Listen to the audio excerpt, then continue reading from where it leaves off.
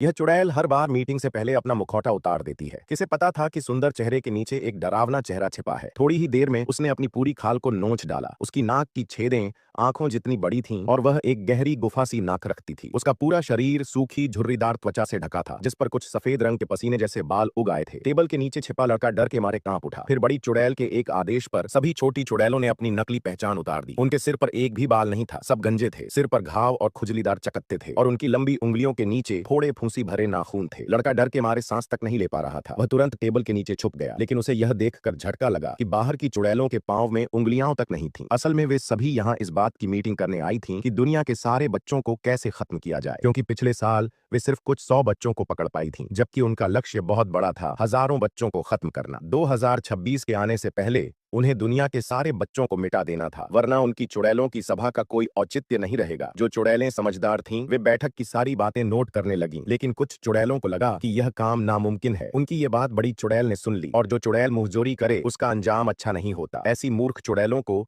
अपनी गलती की भारी कीमत चुकानी पड़ती है। बैठी दूसरी चुड़ैल डर के मारे उससे दूर हट गई। मुंहजोरी करने वाली चुड़ैल को तुरंत आग में जलाकर राख कर दिया गया। टेबल के नीचे छिपा लड़का थर थर कांप रहा था। उसने बड़ी चुड़ैल का भयानक रहस्य सुन लिया था। बड़ी चुड़ैल ने अपने हाथ की सारी पाउंड्स हवा में उछाल दी, ताकि बाकी चुड़ैलें जाकर एक कैंडी की दुकान खोल सकें और उन मिठाइयों को सभी बच्चों को मुफ्त में बांटें। इस तरह से वे इन लालची बच्चों को आसानी से खत्म कर सकेंगी। एक होशियार चुड़ैल ने सुझाव दिया कि कैंडी में जहर मिला दिया जाए, लेकिन उसकी इस मूर्खता पर बड़ी चुड़ैल ने उसे बुरी तरह डांटा। असल में बड़ी चुड़ैल ने एक रहस्यमयी नीली दवा बनाई थी, जिसकी सिर्फ एक बूंद पीते ही कोई भी बच्चा चूहे में बदल जाता था। सभी चुड़ैलें इसे सुनते ही खुशी से चीखने चिल्लाने लगीं। तभी बाहर से तेज दरवाजा खटखटाने की आवाज आई। चुड़ैलों ने जल्दी जल्दी अपना नकाब और विग पहन लिए और अपने डरावने चेहरे को फिर से छिपा लिया। सभी के तैयार हो जाने के बाद ही दरवाजा खोला गया। वह मोटा बच्चा बड़ी चुड़ैल का